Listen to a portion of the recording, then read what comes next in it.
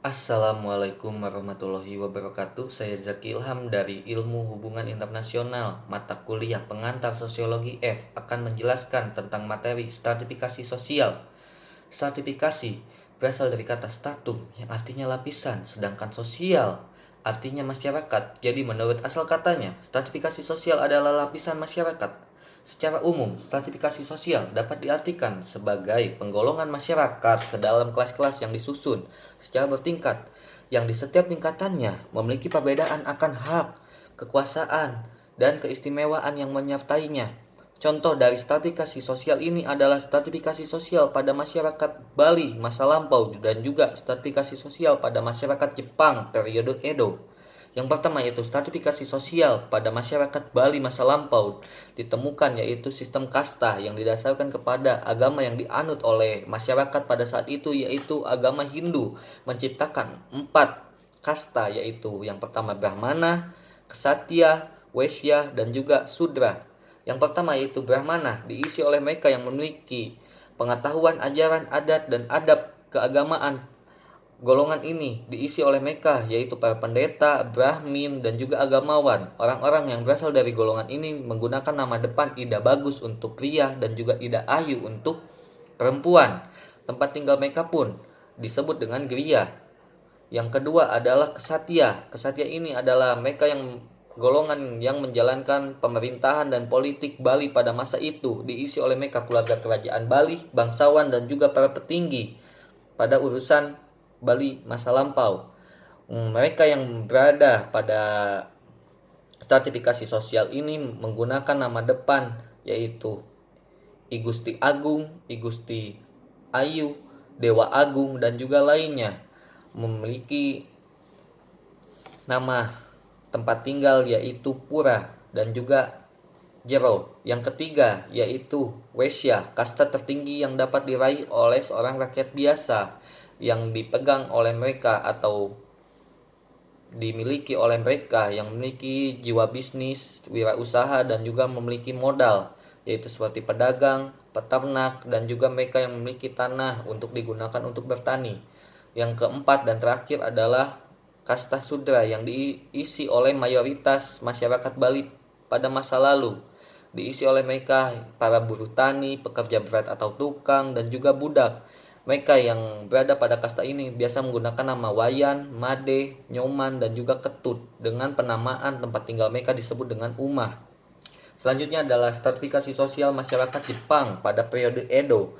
Jepang pada periode Edo ini merujuk kepada waktu di mana Jepang dikuasai oleh pemerintahan yang dijalankan oleh Kesogunan Tokugawa, yaitu sebuah bentuk pemerintahan yang didasarkan kepada kekuasaan militer untuk menjalankan pemerintahannya akan rakyat-rakyatnya.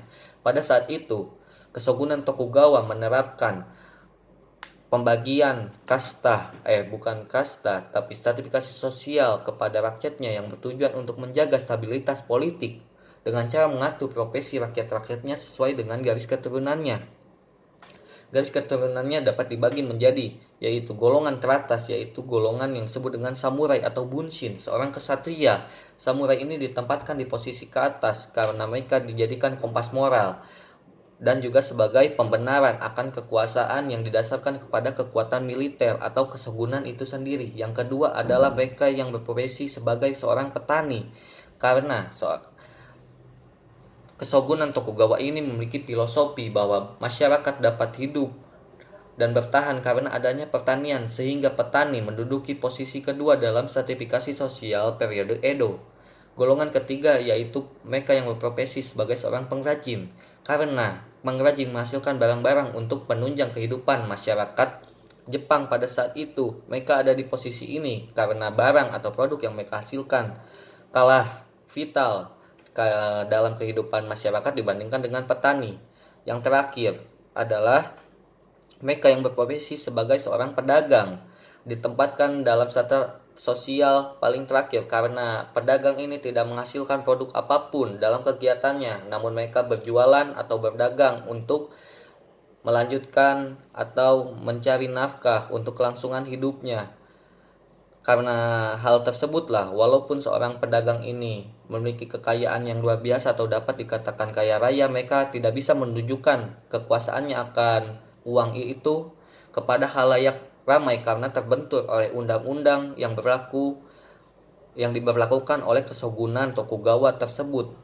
Dari dua contoh stratifikasi sosial dalam masyarakat yang telah saya kemukakan dapat dibandingkan, yaitu pertama, dasar kekuasaan penstratifikasi sosial yang terjadi di mana stratifikasi sosial di Bali tercipta atas dasar agama yang dianut, yaitu agama Hindu.